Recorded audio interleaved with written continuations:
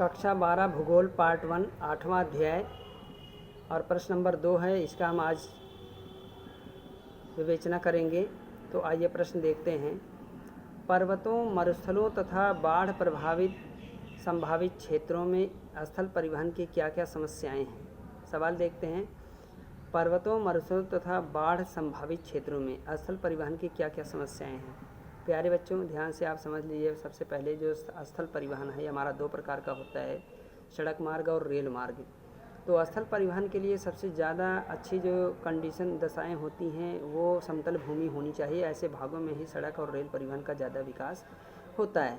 लेकिन सड़क परिवहन में क्या क्या समस्याएं आती हैं, इसका हम आज जो है अध्ययन करेंगे।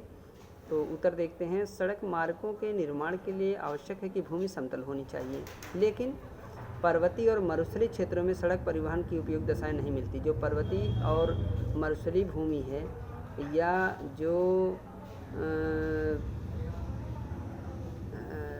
ऊबड़ खाबड़ भूमि है, वहाँ पर सड़कों का निर्माण बड़ी आसानी से नहीं हो सकता है। इसलिए ऐसे क्षेत्रों में सड़क निर्माण का कार्य नहीं हो पाता है, आसान नहीं होता है, बहुत कठिन होता है। इसलिए इन क्षेत्रों में सड़क निर्माण की समस्या आती है। जो ऊबड़ खाबड़ भूमि है, पर्वतीय भूमि है, पठारी भूमि है, मरुस्थलीय भूमि है, वहाँ सड़क निर्माण करना आसान नहीं होता है। तो ये समस्या है सड़क निर्माण में। और बाढ़ प्रभावित क्षेत्रों में भी सड़क निर्माण आर्थिक दृष्टिकोण से उपयोगी नहीं होता है, क्योंकि प्रतिवर्ष आने वाली बाढ़ सड़क तथा पुलों के बाद को बहा ले जाती है। इसी कारण इन क्षेत्रों में सड़क निर्माण की समस्या रहती है। तो जो बाढ़ प्रभावित क्षेत्र है वहाँ भी सड़क निर्माण करना आसान नहीं है। जो मरुस्थलीय भूमि है, पर्वतीय भूमि है और पठारी भूमि है, ऐसे क्षेत्र में सड़क निर्माण की बहुत बड़ी समस्या आती है। यहाँ सड़कों का निर्माण करना आसान नहीं होता है। दूसरा इसमें है पॉइंट, पार महाद्वीपीय रेल मार्ग क्या होता है। आंसर इसका देखते हैं।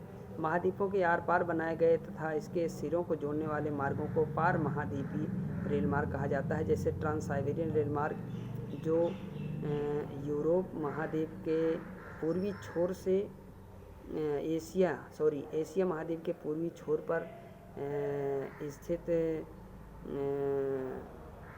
प्रशांत महासागर के तट पर व्लादिवोस्तोक से लेनिनग्राड तक बना हुआ है। पूरा जो यूरेशिया महाद्वीप है को ये एक छोर से दूसरे छोर को जोड़ता है और ये संसार का सबसे बड़ा रेल मार्ग है।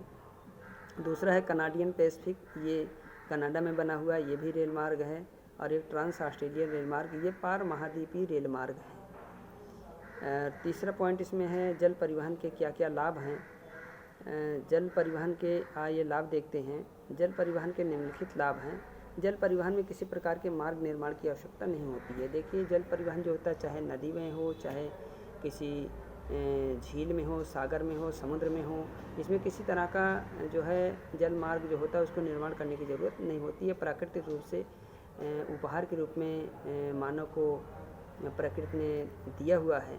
तो समुद्र में किसी तरह का जो है मार्ग बनाने की ज़रूरत नहीं है। ये एक प्रकार का निःशुल्क उपहार है। तो ये बहुत बड़ा जल परिवहन के लिए फ़ायदा है। दूसरा है जल परिवहन यातायात का एक सस्ता माध्यम। जल परिवहन यातायात का सबसे सस्ता माध्यम मैंने आपको बताया था। भारत का जो विदेशी व्यापार है वो 90% जो विदेशी व्यापार है वो समुद्री मार्गों के द्वारा होता है और ये बड़ा सुगम होता है, बड़ा सस्ता माध्यम है। और तीसरा इसमें है, जल परिवहन में अधिक माल ढोया जाता है। जो जल परिवहन होता है उसमें माल ज़्यादा ढोया जाता है। बड़े बड़े जो जलयान हैं वो एक साथ बहुत ज़्यादा सामानों का आयात निर्यात एक देश से दूसरे देश को करते हैं। तो ये एक बड़ा माध्यम है जिसमें ज़्यादा माल ढोया जाता है। और इसमें लास्ट पॉइंट है, जल परिवहन के रखरखाव में बहुत कम खर्च आता है। तो जो जल परिवहन होता है, चूँकि इसमें सड़कों का निर्माण नहीं करना पड़ता है, तो इसके रखरखाव में भी बहुत कम खर्च पड़ जाता है। जैसे सड़क मार्ग है, सड़कें क्या होती हैं, बाढ़ आती है तो टूट जाती है, और जो रेल मार्ग आता है टूट जाता है, व्यवधान उत्पन्न हो जाता है यातायात में। लेकिन जो समुद्री मार्ग है उसमें किसी तरह का चूँकि मार्गों का निर्माण करना नहीं पड़ता है, तो उसमें रख रखाव की किसी भी तरह की कोई समस्या नहीं रहती है।